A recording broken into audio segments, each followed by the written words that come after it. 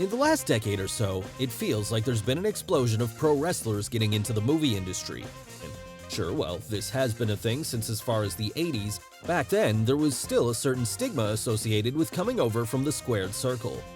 Now, though, the industry's best are finally getting a chance to prove themselves as legitimate box office draws, something which can only be good for the perception of wrestling as a whole. So join us today as we take a journey back through history by looking at some of the best examples of this over the last years in Last Action Heroes, Wrestlers in Hollywood. And if we're going to start somewhere, we may as well go right back to the 80s, as it was then that, after conquering the world of wrestling, Hulk Hogan would decide that he next wanted to enter the world of movies too. Despite having charisma to burn and being a hero to children everywhere, however, the Hulkster was never quite able to translate this onto the silver screen as, in his first starring role following a cameo appearance in the 1982 hit Rocky III, he would produce the box office bomb that was No Holds Barred. Yes, this best left forgotten stinker would see him play Rip Thomas, a fictionalized version of himself taking on the evil TV network WTN, personified by popular character actor Kurt Fuller. And from there then, it would all play out with pretty standard B-movie action fare, at no point doing anything interesting and never showing Hogan to have any acting chops. But while the movie itself might have sucked, it did lead to a memorable storyline on WWF TV when Zeus, the character played by Tiny Lister in the film, would actually break out into the real world in 1989, there feuding with the Hulkster in the ring for a while, most memorably in a tag team cage match where he partnered with Macho Man Randy Savage to take on his heated rival and his partner, Brutus the Barber Beefcake. That, though, would not make No Holds Barred any less of a failure, and so, trying to recover then, Hogan would make his next film appearance in 1991's Suburban Commando, here sharing the screen with Christopher Lloyd and Shelley Duvall in another pretty bad movie, albeit one that at least holds some nostalgia for those who saw it as children. And the same could also be said for some of his other vehicles at this time, films like Mr. Nanny, Santa with Muscles, and Thunder in Paradise, all of which were pretty bad in hindsight, but if you'd seen them in your youth, you might have enjoyed them. And as it happened, his role in Suburban Commando would also happen alongside another popular wrestler's attempt at breaking into movies, as in that very same film, The Undertaker would play a bit part as a mostly silent bounty hunter, one intent on capturing the Hulkster and bringing him back to his home planet. This then would lead to the gag late on in the movie where it was revealed that, when he did speak, the dead man had a comically high voice, something which got a giggle out of the kids watching. More importantly than that, though, it would actually lead to Hogan recommending Mark Calloway to Vince McMahon, with him ending up debuting in WWF later that year. So in many ways, Suburban Commando turned out to be an important milestone for wrestling. That said, it, and the rest of the Hulkster's run in Hollywood, would only strengthen the idea that pro wrestlers were a sideshow within the industry and not people to be treated seriously as movie stars, and that's a shame, because around this same time, Rowdy Roddy Piper was putting on a performance that still ranks among the best in action flick history. Yes, it was back in 1988 when legendary filmmaker John Carpenter, director of classics like The Thing, Escape from New York, and Halloween, was looking to cast the lead for his new movie, They Live, a science fiction film about aliens who had infiltrated Earth and could only be seen by using special sunglasses. And while he had initially struggled to find someone for the role of his hero, John Naida, upon meeting Piper at WrestleMania 3, Carpenter would become convinced that he was the one, with this eventually leading to him casting the Canadian soon thereafter. But while it may have been an initial bomb upon its release, They Live has gone on to develop a reputation as a cult classic and one of the best of its era, with it permeating pop culture so much that the memorable fight between Piper and Keith David has since been parodied on the likes of South Park, and the famous line, "I've come to chew bubblegum and kick ass and I'm all out of bubblegum," a line written by Piper himself for a future wrestling promo, has gone on to become iconic in its own right. So this then would allow the Hot Rod to continue a career in movies and TV as the years went on, mostly appearing in low-budget action movies and TV shows, with the most memorable among these probably being as his portrayal of the Maniac in It's Always Sunny in Philadelphia. But he wasn't the only wrestler who appeared in a beloved 80s movie, as in 1987, Andre the Giant would play the role of Fezzik in The Princess Bride, the fairy tale-like story of the dread pirate Roberts and his quest to save his beloved Buttercup, the titular Princess Bride. Starting off the film as an antagonist then, Andre would team with Vicini and Indigo Montoya, played by Wallace Shawn and Mandy Patinkin respectively, as they set out to make the life of our hero a living hell by kidnapping his lover.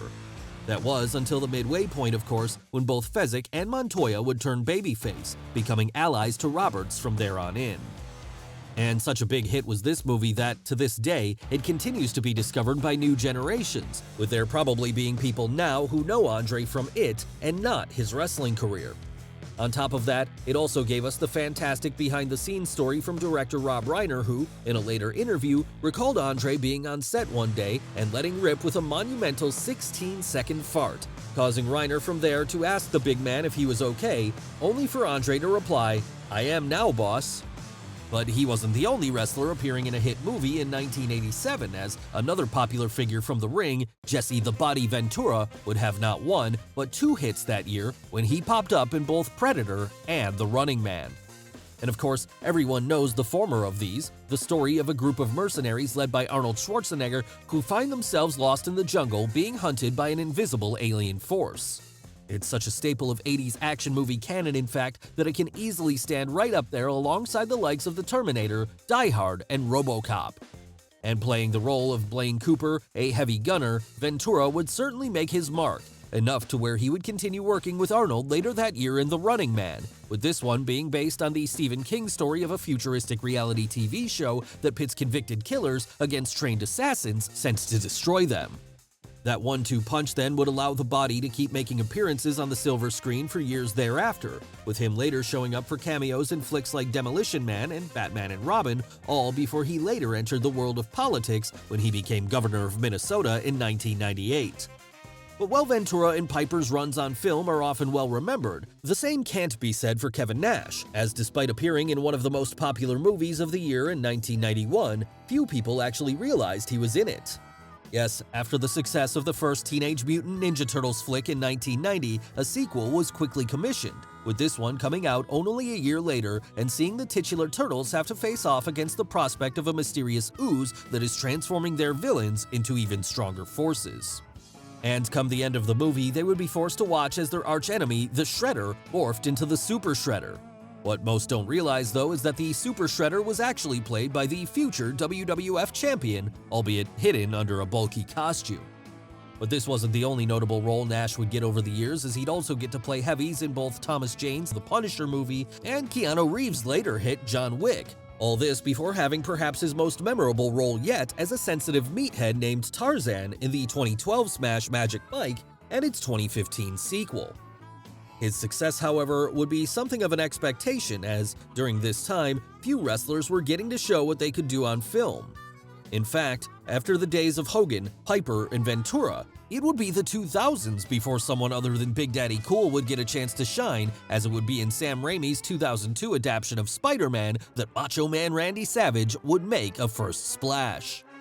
Here, of course, he would play the role of Bonesaw McGraw, a wrestler who challenges Peter Parker in a cage match early on in the movie once our hero has first gotten his powers and is trying to use them to earn a bit of extra cash. But even if he was only on screen for about 5 minutes, Savage made every second of it count, as going full Macho Man, his charisma dripped off the screen, so much so that it remains one of the most memorable moments of any live-action Spider-Man movie to this day.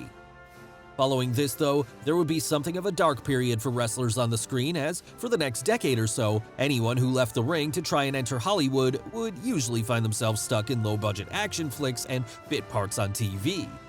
And many of these would actually be produced by WWE's in-house movie studio as it happened, a studio that allowed our next subject, Kane, his first chance to prove his acting chops. Yes, it was in 2006 that the Big Red Machine would get a starring role in the horror movie See No Evil, a pretty by-the-numbers slasher that saw him serve as the villain, Jacob Goodnight, someone whose preferred murder weapon was a hook.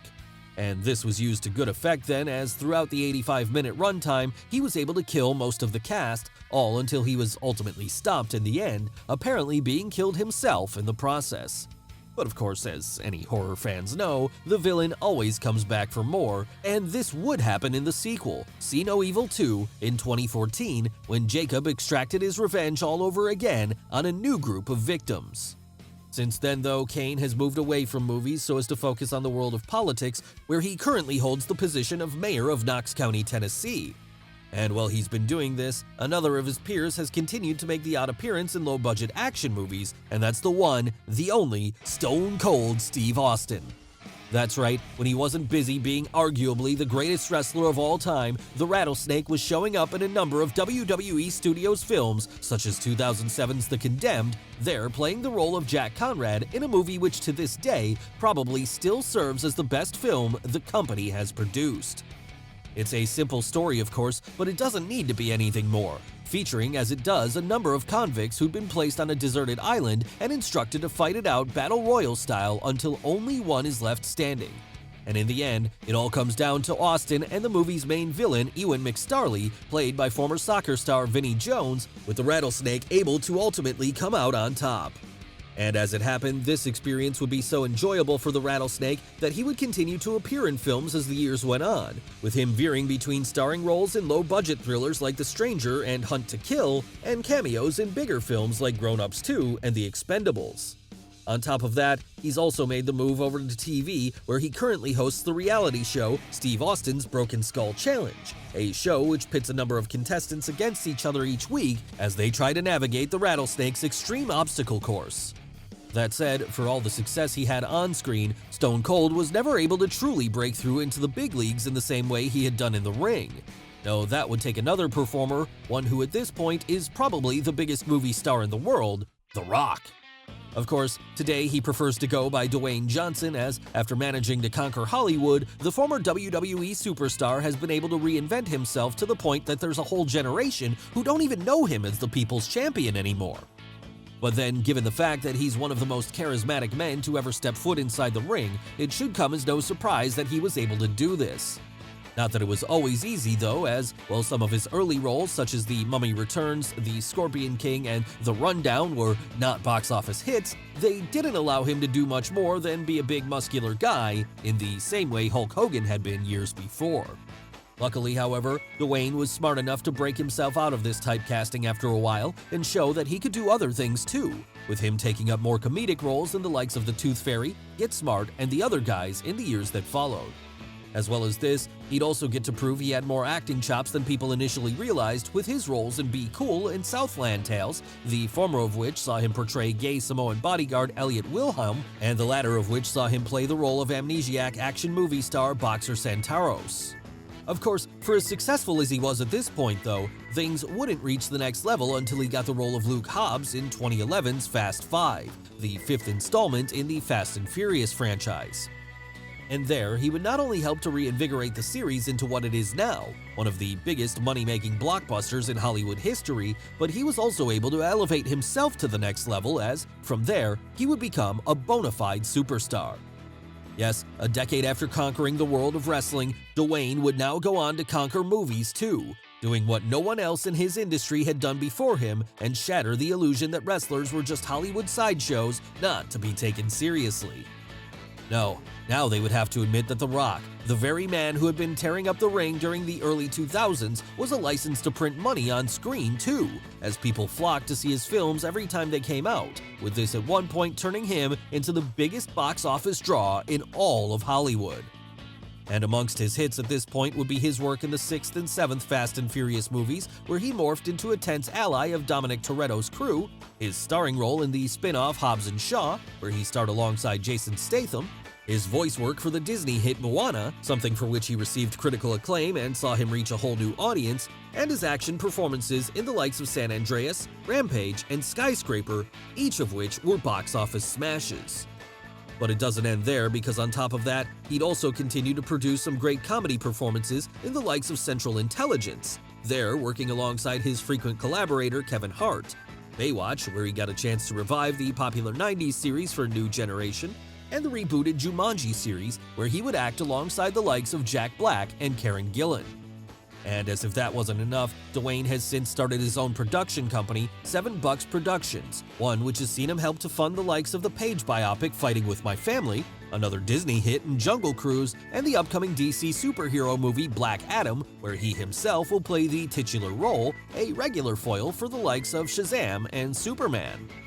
Yes, at this point, he's pretty much the modern-day Arnold Schwarzenegger, an action hero who will certainly go on to define his era. And the success that he's been able to have in breaking down boundaries for his peers has inspired other pro wrestlers to follow him into the world of Hollywood too, with these people now able to benefit from the new perception that they can be more than just B-movie stars.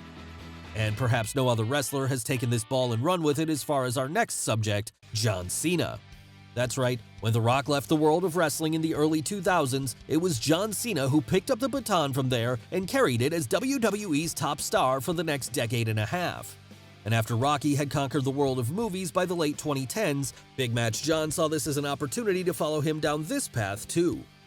That's not to say he hadn't dipped his toe into the world of Hollywood prior to this though, as in 2006, he'd taken up his first starring role in the WWE Studios-produced movie The Marine, a flick that saw him portray John Triton, a former soldier who comes home and finds himself having to save his wife from a group of kidnappers.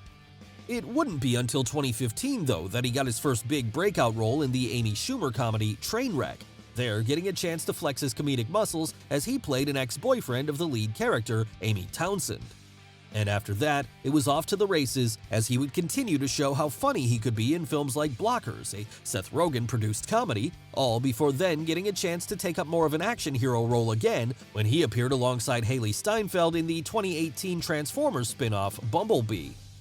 From there, he'd continue on in this vein when he followed The Rock into the Fast and Furious franchise, there playing the role of Dominic Toretto's secret brother Jacob in 2021's F9. Over its near 2.5-hour runtime, Big Match John was able to prove that he belonged in Hollywood and had the chops to be just as big of a star as anyone else who'd come from the squared circle. So even more emboldened to achieve his goal of conquering the silver screen from there then, his next big role saw him portray the anti-hero Peacemaker in both James Gunn's 2021 movie The Suicide Squad and its HBO spin-off series, unsurprisingly titled Peacemaker. Where he goes from there remains to be seen, but if he continues on at this rate, he might just end up being as big of a star as The Rock before it's all said and done. What he probably won't be, though, is the best actor of any former wrestler, as the way things stand right now, that accolade will likely go to Dave Bautista. Yes, while he was always a great character in the ring, few people would have expected the level of skill Big Dave would be able to bring to the silver screen as, after deciding early on that he wanted to be more than just a muscle-bound movie star, he would throw himself deep into learning how to be the best actor he could following his exit from WWE in 2010.